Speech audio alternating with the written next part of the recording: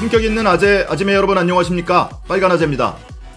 이제 4월 7일 재보궐선거의 공식 선거운동이 이제 내일부터 시작됩니다.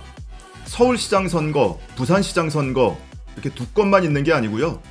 전국에서 21건의 재보궐선거가 동시에 실시됩니다. 울산 남구청장 선거도 있고요. 경남 의령군수 선거도 있습니다. 그리고 그 밖에 광역의원, 기초의원 선거도 전국의 17곳에서 동시에 실시가 됩니다. 자, 그런데 서울의 오세훈 후보도 뭐 여러 가지 문제가 있지만 특히 이 부산의 박형준 후보 과연 완주가 가능할까? 근데 박형준 후보가 만약에 중도 사퇴를 하거나 뭔가 문제가 생기면 국민의힘에 또 보수 세력에 대안이 없습니다. 서울의 경우하고 좀 달라요. 서울의 경우에는 이번 주말까지는 시간이 좀 있습니다. 무슨 얘기냐?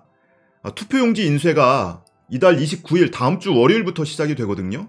근데 이 투표용지에는 이미 후보 등록을 마친 사람은 다 인쇄가 됩니다. 뭐 지금 사퇴를 하든 그 직전에 사퇴를 하든 기호, 정당명, 그리고 후보자명이 다 인쇄가 돼요. 안철수 후보도 결국에는 후보 등록을 했기 때문에 그리고 아직 사퇴를 안 하고 있습니다. 지금도 이 선관위의 후보자명에 올라가 있습니다. 지금 아직 후보인 상태이기 때문에 투표용지에 인쇄가 돼요. 다만 그 전에 투표용지 인쇄 전에 사퇴를 하면 그 이름 옆에 빨간색으로 사퇴라고 표기가 되는 거죠. 그러니까 유권자들이 기표소에 들어가서 투표용지를 보면 오세훈, 안철수 이름이 다 있는 겁니다. 다만 안철수 옆에는 사퇴라고 써 있으니까 거기에 투표를 안 한다 뿐이죠. 물론 그럼에도 불구하고 투표하는 사람들이 있죠. 뭐 일부러도 하고 모르고도 하고 뭐 그런 사람들 분명히 있을 겁니다. 근데 어찌 됐든 지금 사퇴를 하나 투표용지 직전에 이번 주말에 사퇴를 하나 마찬가지다.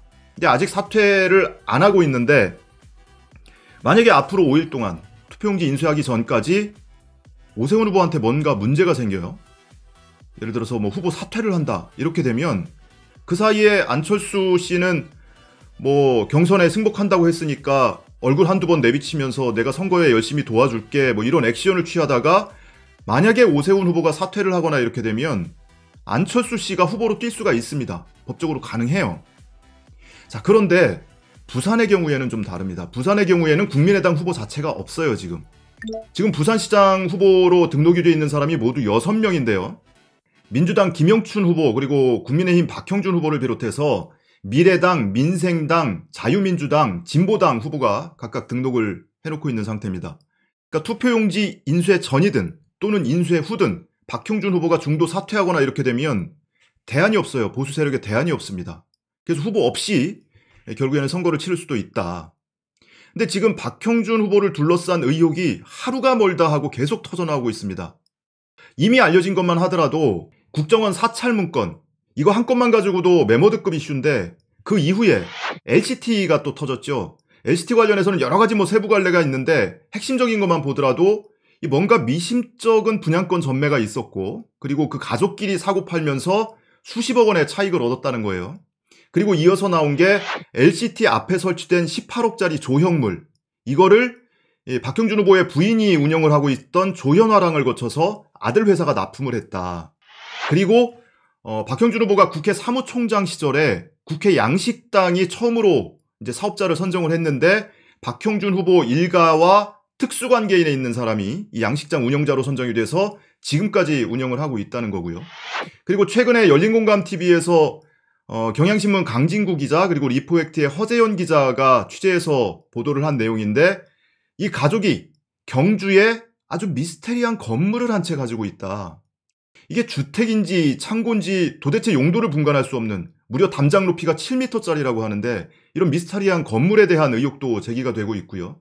그리고 부인이 운영하던 이 조현화랑이 해운대 고급 빌라 10억 원짜리 전세만 10억 원짜리라고 하는데 이 고급 빌라의 전세권을 설정을 해놓고 있는데 여기에서 박형준 씨 부부가 살았다라는 증언도 있고 또는 아들이 살고 있다 이런 주장도 있는데 어느 경우가 됐던 이 조현화랑이라는 법인의 자금으로 전세를 얻어놓고 그 대표자 또는 그 가족이 살았다면 이건 배임 혐의가 될 수 있다 이런 의혹도 또 제기가 됐죠. 그리고 그 앞서서 이 딸의 홍익대 입시 과정의 이 부정청탁 의혹 뭐 이런 것도 계속 터져나왔습니다. 지금까지 제기된 것만 굵직한 것만 따져보더라도 이렇게 7건이나 나왔어요. 근데 여기에 어제 저녁에 또 MBC하고 JTBC가 또 하나씩의 각각 하나씩의 의혹을 또 폭로를 했습니다. 그중에 우선 JTBC 보도부터 보시면 이미 LCT에 18억짜리 조형물 납품했다 이런 의혹은 제기된 바가 있는데 LCT에 계약을 맺고 납품을 한 공공미술품이 11점이 있었다고 합니다. 이 18억짜리 조형물을 비롯해서 11점이 있었는데 나머지 10개, 이게 10억이라고 해요. 나머지 10개도 전부 이 아들이 운영하고 있는 제2사라는 회사가 납품을 했다는 겁니다.